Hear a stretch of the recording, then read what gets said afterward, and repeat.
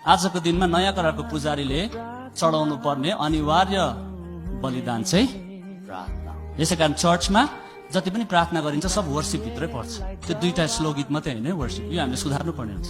यदि music slow गीत गाउने चाहिँ वर्शिप हो भनेदेखिलाई त बाइबलमा त 70% प्रभुको जनहरूले वर्शिपै गरेन रहेछ। किनकि अब्राहमले इन्स्ट्रुमेन्ट बजाउँथेन, एलिसा त हलो चलाउँथ्यो, फार्मर थियो हैन। कहाँ ल्याएको छ पावलले किबोर्ड बजाउँथ्यो ल्याएको थियो। आराधना चाहिँ ठुलो समुद्र हो। तपाईँलाई दुःख पर्दा खाँचो पर्दा सेल्फिस प्रार्थना गर्न हामी बोलाएको होइन, तर दिनहु अरूको लागि प्रार्थना गर्न, याङगाङको लागि प्रार्थना गर्न, छिमेकीको लागि प्रार्थना गर्न, पृथ्वीमा परमेश्वरको राज्य आओस्, उहाँको इच्छा जस्तो स्वर्गमा छ पृथ्वीमा पुरा होस्, परमेश्वरको नाउँ पवित्र गरियोस् मेरो टोलमा भनेर प्रार्थना गर्नलाई हामी बोलाइएका छौँ। त्यो चाहिँ सुगन्धित धूप हो।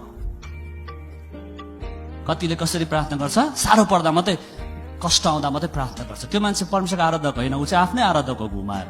धेरैले परमेश्वरलाई आराधना गर्न होइन, परमेश्वरलाई प्रयोग गर्न चाहन्छ। त्यो चाहिँ मूर्ति पूजा हो। त्यो चाहिँ इजरायलीहरूले गरे। अहिले त्यसमा आउँदैछु म है।